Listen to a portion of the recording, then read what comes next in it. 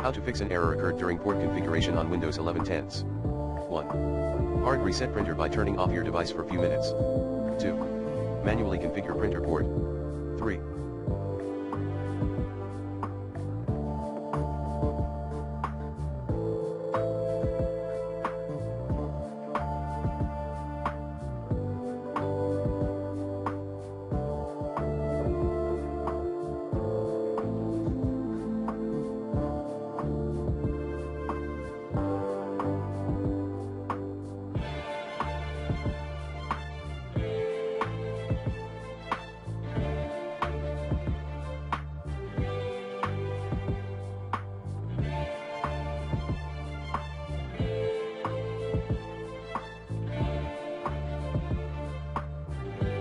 Change account type to administrator.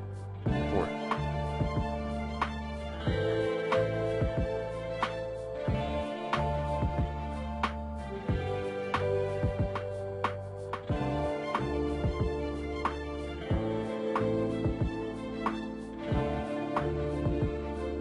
Manually flush the print queue.